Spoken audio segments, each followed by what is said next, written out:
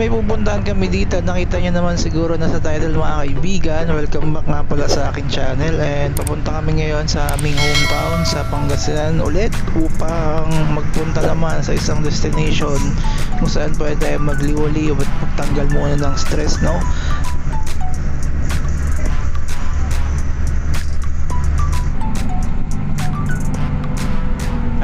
Wala namang ng requirements pero dalhin nyo pa rin yung vaccine card nyo at saka minimum health protocols pa rin tayo, sundin pa rin natin, no?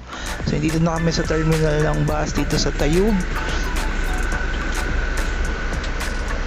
Siyempre kakakay kami tricycle papuntang San Quintin, Pangasinan. So pauwi ulit kami from last na uwi namin nung March. So dito yung bayan ng Tayug, and syempre uwi ulit kami muna sa bayan ng San Quintin.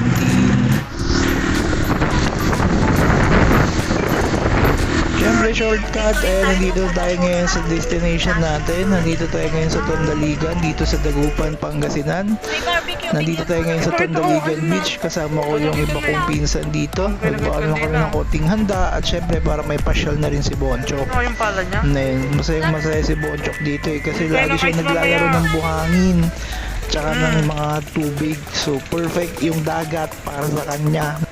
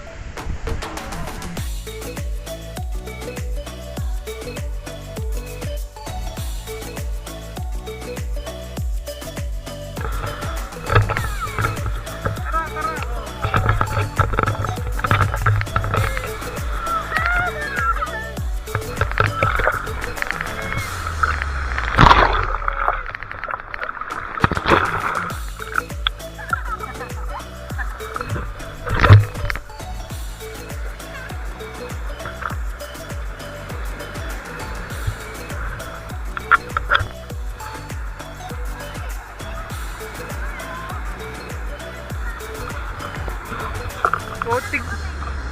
O, dali.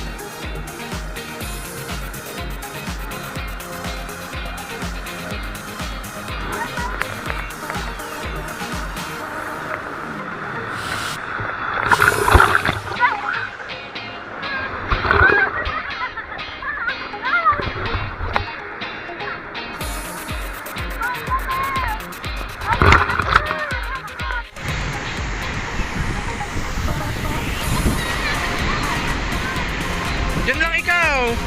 Whee!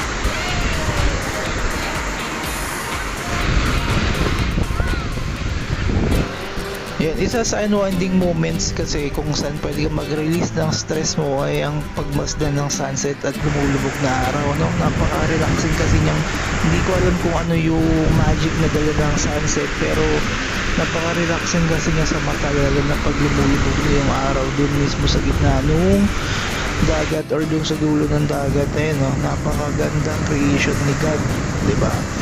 Matching meron pang ulap. So napaka-scenic talaga ng view niya.